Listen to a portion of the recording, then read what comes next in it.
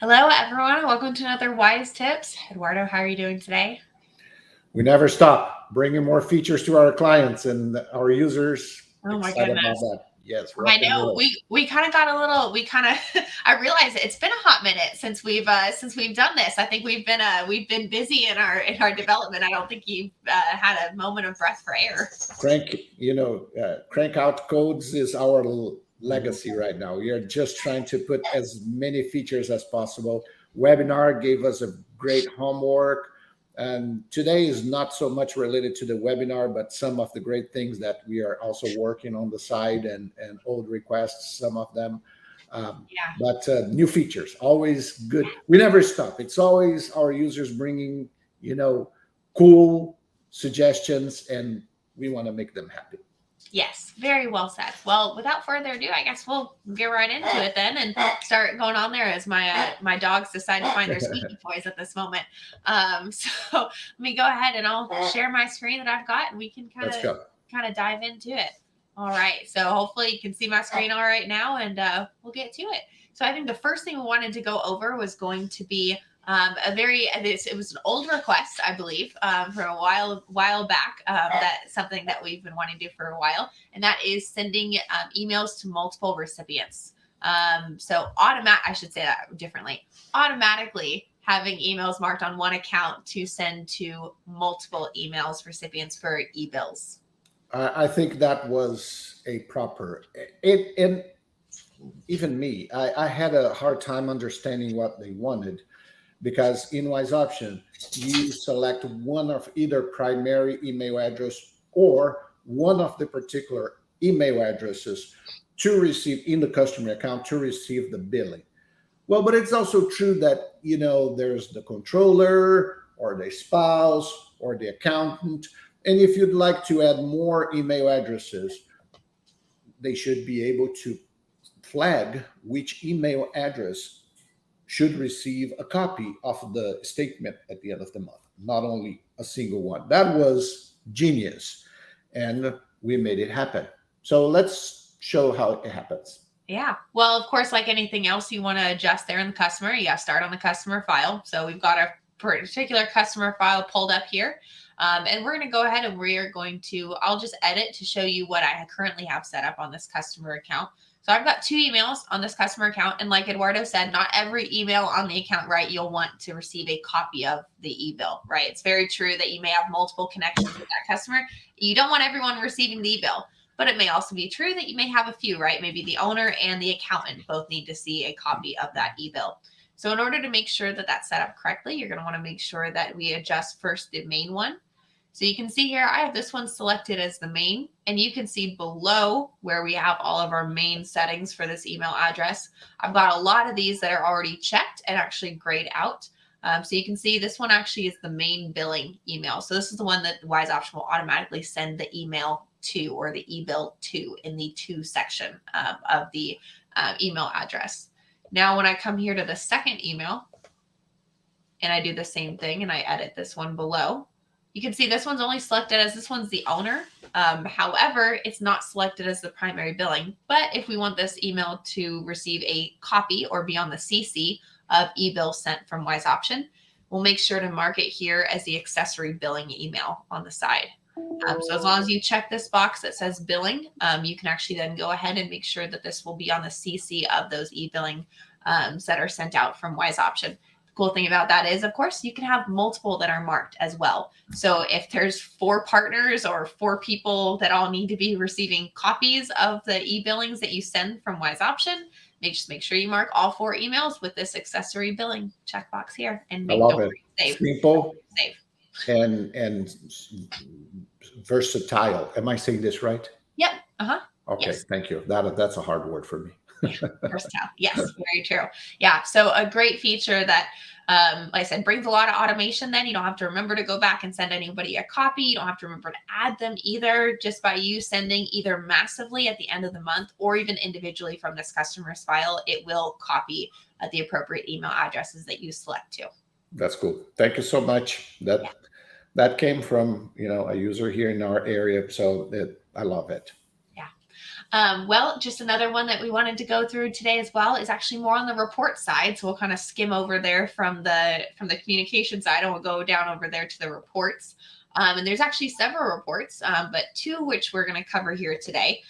The first report I think we're going to cover here is going to be our account transactions other than invoice report. So I'll go ahead and I'll open that up and we can get to talking about this one.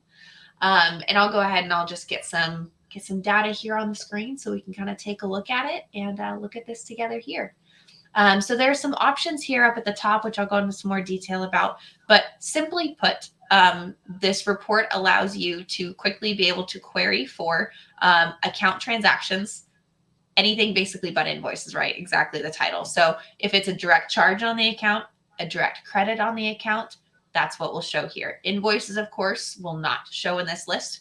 So things that will show in this list, right? Payments, first and foremost, right? Any credits made to the account, any account adjustments you may have made, right? So whether that be credit or charge to make some sort of, discount adjustment or charge adjustment, account balance transfers, right, from another system.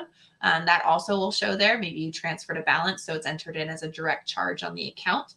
And this allows you to query that across the entire system. Of course, we have ways to be able to filter that out, right? And so down here at the top, you have the option to, of course, select the date range, select whether you're looking just one at charges or just at credits or both. You can even narrow it down by category or method like I have here. And then, of course, all I've done here is just refreshed here to go then and go ahead and get the data that I need to look at here. Another additional thing that's really nice about this report, it does have a couple different uses that I found here just looking at it. I'm sure users have found a lot more than I have. But one of the primary reasons for this report was actually being able to cross-reference very easily between checks deposited and what was actually deposited there in the bank, right? Most people have some sort of like check scanner, or some people even have the app on their phone. I do it right. You scan a check on your phone, it gets uploaded.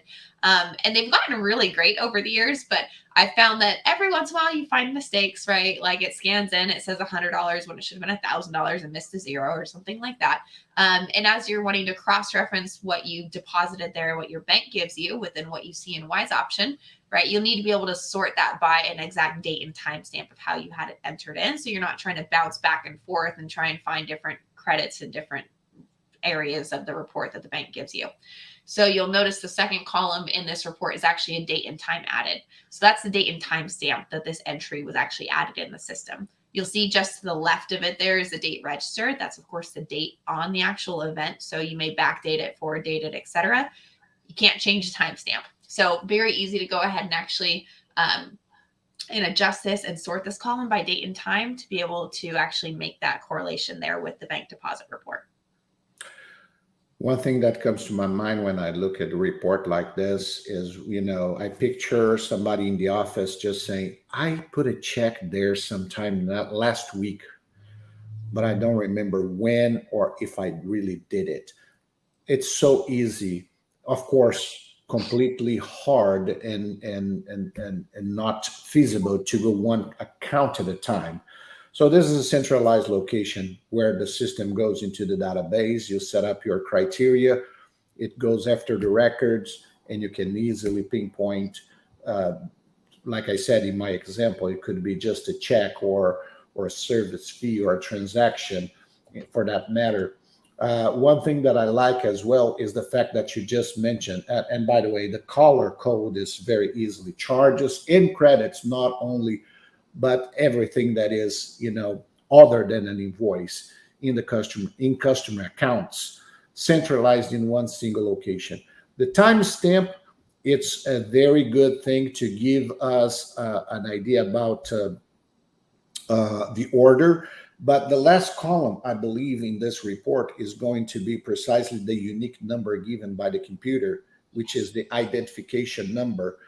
Some facilities, they have multi-branches and sometimes in different states, which the timestamp might not be quite the primary ideal sort criteria field. But every time the computer puts something into the database, it sets a unique number. And that unique number, of course, the increment is as they are added to the database. That's a second sort criteria right there that can help you to precisely pinpoint when the record has been entered into the computer. So into the database, I should say. But for that matter, very easy to create auditing reports, search for records, and go straight, because the label links, since we have the navigation system right there, you can just click on the label links and we'll open the account for you to dive into that particular customer in more details. Love this report. Again, we could say that came from our brains, right, Rachel? But it didn't. But it didn't. We won't lie. We won't lie. No. And one last thing, which I really do quite love, is because of having this ID, it makes editing these entries so easy. So if you clicked on one and you realized and you said, oh, you know what, this was actually the wrong entry, or the check number is wrong, clicking on the ID, opening it, making the change adjustments. The memo, adjust, append information. Love it. Yes. Yeah. Very important note. You'll notice that I cannot change the amount, and that is because I have allocations turned on. So if I did have allocations, I'd have to obviously change that in the account. But most of our users I know do not use allocations. So this is going to be a nice quick way to edit as well for them too. Absolutely. Yes. Yeah. Well, the second report that we wanted to go over is still here in the same spot. It's going to be a little further down, and that's our Customer Statement Audit report. This is another really I love this report. Really love this one. So this report essentially shows you all your customers in the list. So that's first off what it's showing. Then it's showing the customer's balance, and it's showing the last time a statement was printed and the last time an e-bill was sent. It also shows you the last credit date and that amount, and also the last charge date and that amount. So what does this do? Well, of course, at the end of the billing period, right, everyone has different processes when it comes to sending out invoices. Some people, very simple, first month bill and go ahead and send out anyone with an account balance. Other people may have other processes, whether it be things for review, or they may have to wait for certain other events in their business to occur before they send out other invoices, which you just can't send everyone else out at once. So they kind of have a little bit of a stair-step process in this. And you even may feel this even when you are sending out all invoices and you get a customer that calls you and maybe they're a bad payer and they say, well, you never sent me an invoice. Of course you can go into the communication log and see that. But to be able to come to one centralized report and to be able to scroll through and know exactly that, yes, I've sent out all of my statements here. I have a receipt here from every single one. And we know that some print, some e-bills. That's why we have both columns and the date and the timestamp that they were both done. So being able to see that very quickly from here. And of course, being able to sort this as you like. I can then filter this out only for customers with balances up here at the top. So now, of course, I'm only seeing my customers with balances because, of course, if they have a zero balance, I'm okay if I haven't sent them a statement in 6 months. That's fine. But if they have a balance, they should dang sure be getting a statement every month until they pay. And so this allows you to just have that confidence to go, you know what? Yes, I have sent out all the statements I needed to. It looks like everyone who has a current balance has at least been printed, and I can see which one's been printed, which one have been e-billed. And just a very easy, nice way to audit your end of month reporting, your end of month billing process. Just to backtrack a little bit here, let me back up a little bit. In-wise option, and maybe this suggestion came from me for our wise tips today, and probably I should started mention the feature before, which is in the customer account. It is possible for you guys to keep a log of every single e-billing and every single time you print statements. So every time you send an electronic statement or every time you print a statement in the customer account, there is a log registering when that was done, either individually or massively. So the fact that we can now see the log represents that we know for each customer when somebody in the facility, in the operation, send that customer something. I love that Zoom feature, Rachel. It's so much easier to use. It's not intuitive on a, I will give that to Macs. It's so much more intuitive on a Mac. It is not intuitive. But you're trying, I will give you a huge plus here. I will give them that. But this thing, it's there on an individual basis. And of course, it would be hard for you to remember or each one of the clients and to do some auditing Well, this one, I will say this was our idea. This was not a suggestion. This one came from us. This one, but it came from a user need. I will say that It it was came our from a user need. That's true, need. because the user came to us and said, well, how am I going to figure out which clients I haven't sent, them statement in so long? The first thing that came to my mind was that idea that we had in the reproduction package about the mares that we are tracking, so they're not having an easy life in the pasture, to make sure that we catch the mares without a palpation date. That's where this came from. I say, how do we catch the customers that we haven't sent them the bill in a while? Yes. It might happen. The customer owes the money and we simply haven't sent them the bill. How to expect them to pay the bill if we are not? This is the perfect environment. So now in Wise Option, you have that tool. And I would just give a hint for the next Wise tip, Rachel, when we should talk about the feature in the massive statement, when we can use these values when producing the batches of printouts or electronic bills. But this is going to be in the next Wise tips. The point is that centralizes, it gives you the opportunity to say, oh, okay, and here you can catch the customers who are not receiving their bills. Love this one.